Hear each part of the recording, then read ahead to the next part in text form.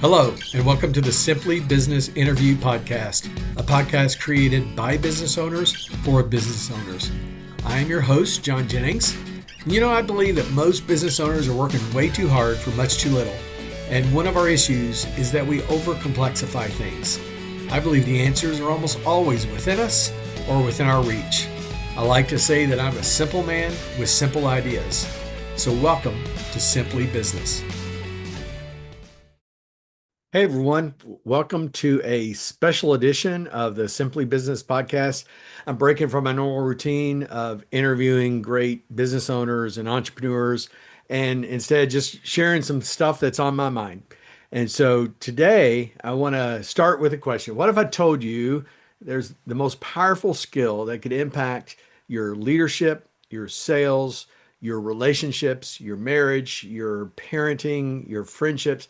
What if I said there's one skill you could work on that will impact all of those across the board? Would you be interested? You probably would. We talk about communications a lot, but I'm talking about a specific aspect of communications. I'm talking about listening. I was reminded of this. We had a church retreat a couple of weeks ago, and we talked about the importance of listening and being quiet and not just being present, and the importance of that in our faith journey. And it reminded me of something I've written about. It's in my book, Your Baby is Ugly. I have a whole chapter dedicated to this idea that listening is so critical. So I'm going to tell you the ugly truth number one. You're talking too much. And that's what we want to talk about today. So why is listening so important? Well, it can help you, like I said, in every aspect. In sales, I know way too many salespeople that just talk too much. If they would just sit back and listen, their prospects would tell them so much information that they can then use to turn around and offer a better solution, a better product, probably close more deals. In leadership, people want to be valued and heard, especially today. We have a new generation that wants to make sure that their voice is heard. And so we need to take time for that. In friendships and family, when my clients meet my wife, one of the things that a lot of them will say is, man, John's a good listener. And she'll look at me like, really? And I think I spend so much time intently listening with my clients that sometimes at home at night, I don't maybe listen as much. So that's something I have to work on. But the fact is, listening is a life skill. It's a professional skill. It's a skill that we can use in every way that we live and breathe. And so it's so important. So I'm going to start with this little analogy. You hear sometimes people say two ears and one mouth, so we should listen in that ratio. I actually disagree with that. I disagree with that assumption, and it's not the concept, but the ratio isn't right. So what I say is we have two ears, two eyes, and one mouth. The eyes are part of listening as well. And when we look at that ratio, we see 4-1, or just conveniently 80-20, the 80-20 principle. I believe we need to focus on receiving 80% of the time and talking 20% of the time. Listening isn't just about our ears. It's about also what we're seeing and observing, body language, emotions. We're giving people attention with our eyes, and we want their attention with theirs. So literally just trying to focus on talking less and letting them talk 80% of the time will completely transform how you communicate. Recently I was in, I'll tell you about two different coffee meetings I had. One was with a young entrepreneur who was quite impressive. I heard about him, met him briefly, and he had a lot of cool things going on. I was really looking forward to learning more about him. We spent an hour together, and even though I kind of gave him an opportunity several times, he never once asked me anything about me. He didn't even know what I did. And even when I told him what I did on my own, like 50 minutes into the hour-long conversation, he didn't even inquire at all about anything that you would think that a young entrepreneur having a chance to talk with a seasoned business coach who's been an entrepreneur and has had other businesses would have something to ask, but he just wanted to talk about himself. And I left the meeting, well, not that impressed with him. His credibility with me dropped a little bit because he was so self-centered. On another, I'm gonna flip it around. In a meeting, another meeting I had around the same time, a couple weeks ago, I met with a guy who we'd never met, but we were introduced, and we just hit it off. And he talked a lot about his family. We had some back and forth, talked about a lot of personal stuff. We our faith and our friendships and mutual friends and all sorts of things. And we never really got to what I do, which was the reason we were introduced. And about 45 minutes or so, maybe even 50 minutes into the conversation, he said, "Well, John, you haven't even told me about what you do." And I told him a little bit. He goes, "You know, we need to schedule a follow-up because I want to learn more because I believe I have people that need to talk to you."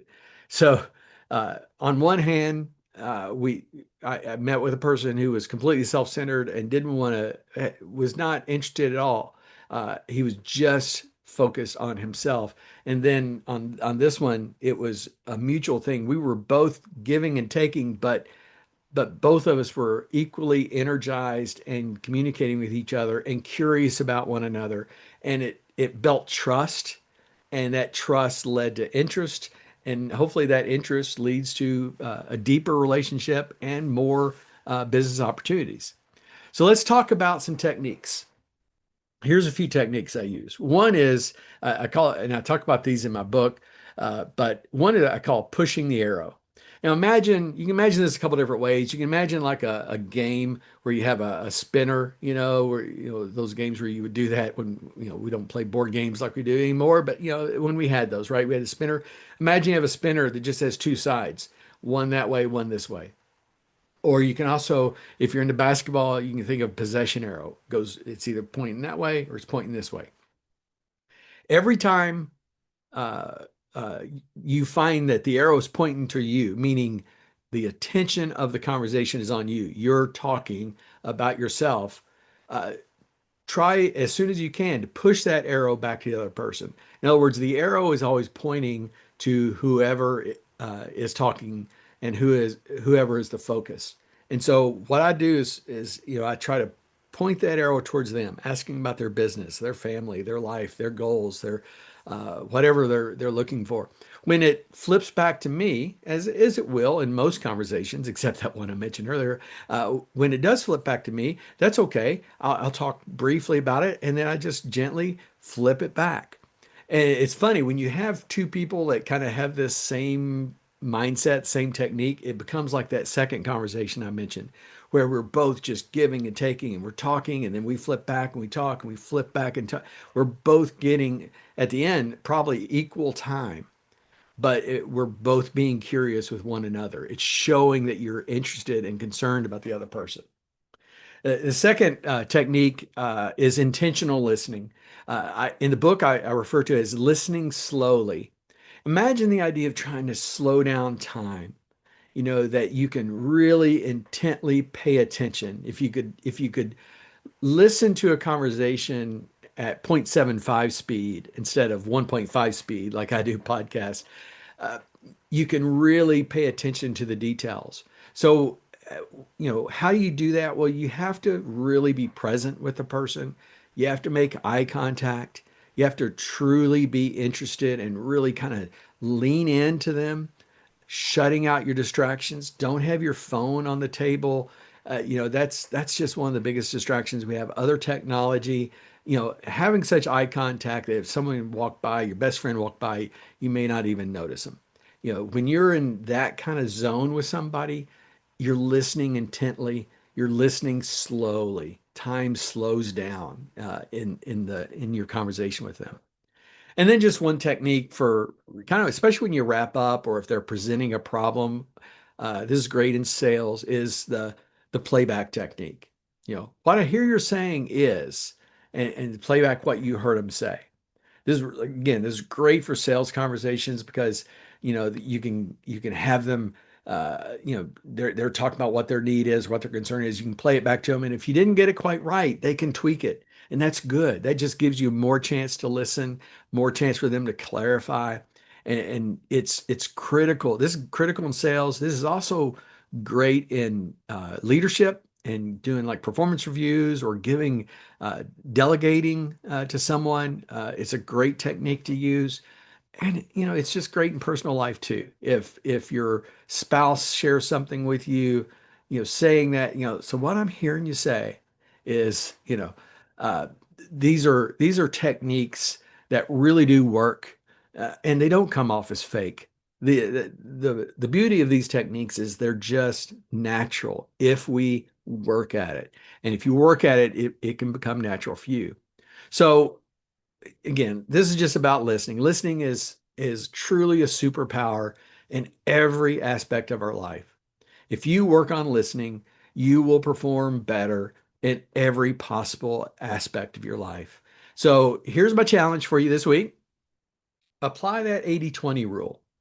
Track and really try to pay attention to how much time the attention is on the other person versus you. And you may not get to 80-20, you might not get that far, but certainly if you're trying, you're going to be giving them more of the attention than you. And that will be something people will notice. Remember, better listening leads to deeper trust, better leadership, and more meaningful relationships.